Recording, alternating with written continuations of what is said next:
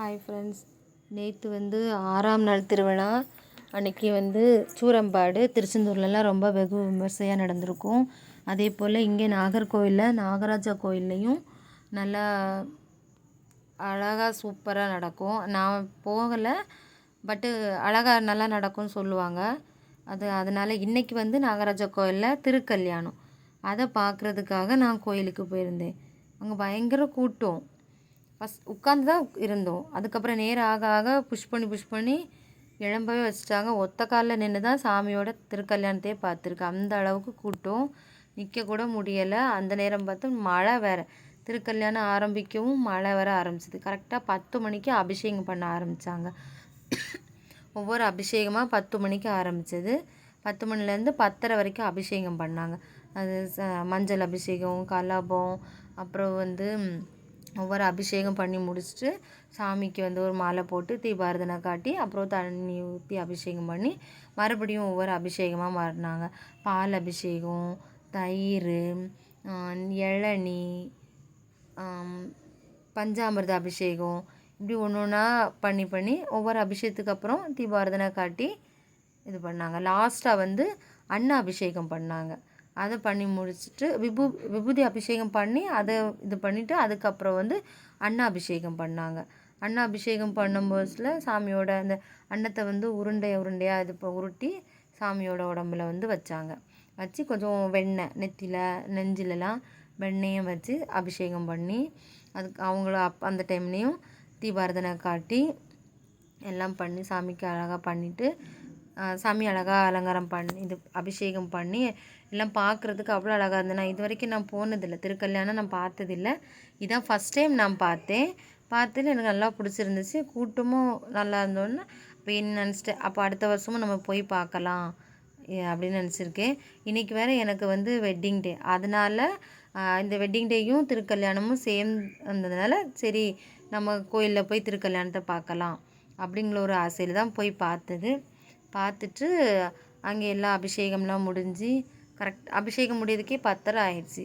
அதுக்கப்புறவு அபிஷேகம்லாம் முடிச்சு அந்த ஸ்க்ரீன் இது பண்ணாங்க. ஸ்க்ரீன்லாம் அபிஷேகம் இப்போ வந்து விபூதி அபிஷேகம் நடக்குது. விபூதி அபிஷேகம் அதுதான் பார்க்கும்போது எல்லோரும் பயங்கரமாக சத்தம் போட்டாங்க.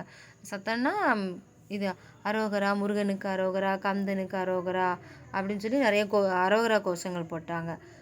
போட்டு முடித்து அப்புறம் அபிஷேகம் நான் சொன்னெல்லாம் உருட்டி வச்சாங்கன்னு அதை அபிஷேகம் பண்ணாங்க. அது பண்ணிவிட்டு அதான் லாஸ்ட் அபிஷேகம் பண்ணி முடித்து தீபாரதனை காட்டிட்டு ஸ்க்ரீன் போட்டு அதுக்கப்புறம் சாமியை வந்து அலங்காரம் பண்ணி இருத்திட்டு அந்த ஸ்க்ரீன் ஓப்பன் பண்ண டைமில் பயங்கர மழையில் எல்லோரும் இப்போ நிறைய பேர் நனைஞ்சிட்டாங்க. மழையில் நனைஞ்சு அப்புறம் கொஞ்ச நேரத்தில் திருக்கல்யாணம் நடந்துச்சு.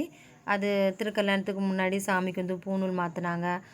பூநூல் மாற்றி அவங்க தாலியில் நம்ம நார்மலாக கல்யாணத்துக்கு தாலியில் வந்து மஞ்சள் இதில் வந்து பூ சுற்றுற மாதிரி சுற்றி இது பண்ணாங்க. திருக்கல்யாணம் முடிஞ்சு அதுக்கப்புறம் நிறைய சடங்குகள் பண்ணாங்க.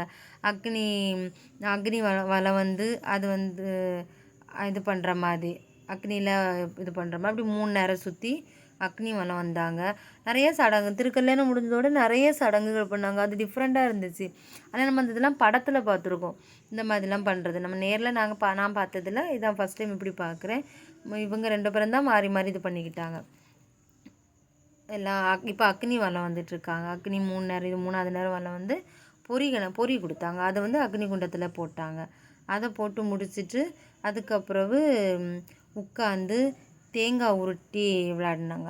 டிவி படத்துலலாம் பார்த்தா தெரியும், தேங்காய் உருட்டினாங்க.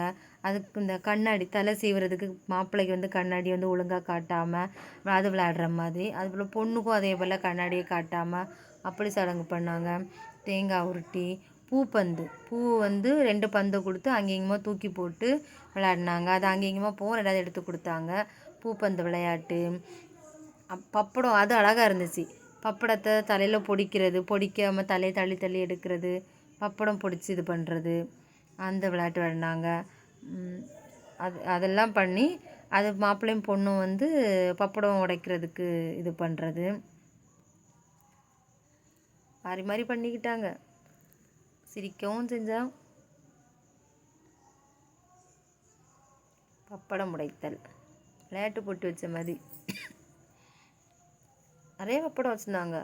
2 பேரும் மாறி மாறி பப்படத்தை உடைச்சாங்க. நம்மகிட்ட பப்படத்தை கொடுத்தா நம்ம தின்னும், அவங்க விளையாடுறாங்க பப்படத்தை வச்சு. என்ன செய்ய, பப்படம் கண்டாலே பாயாசம் ஞாபகம் தான் வரும்.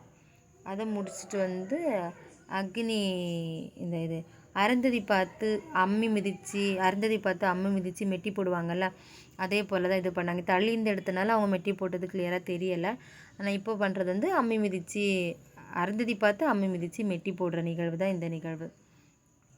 மெட்டியெல்லாம் போட்டுட்டு அதுக்கப்புறம் 2வது சாமியை போய் சாமிக்கு வந்து தீபாராதனை காட்டினாங்க. அது வந்து அந்த 5 தலை நாகத்தில் 5 இது வச்சு பண்ணாங்க.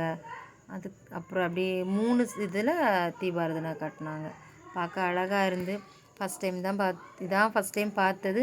இனி அடுத்த வருஷமும் நான் போகணும். நான் வந்து 6வது நாள் மட்டும் சஷ்டி விரதம் இருந்து வீட்டில் கோயிலுக்கு போல் வீட்டிலையே சாமியெல்லாம் கும்பிட்டு சாமிக்கு நைவேத்தியம்லாம் வச்சு சாமி கும்பிட்டோம். அப்புறம் இன்றைக்கி சரி கோயிலில் போய் சாமி பார்க்கலாம் அப்படின்னு பார்த்து சாமியை நல்லா தரிசனம் பண்ணி மனசுக்குள்ளே எனக்கு என்ன தேவையோ அதை நான் கேட்டுட்டு சாமிகிட்ட கேட்டுட்டு வந்திருக்கேன். ரொம்ப நல்லா இருந்துச்சு. நீங்களும் இதே போல் திருக்கல்யாணம் நடந்தால் போய் பாருங்கள்.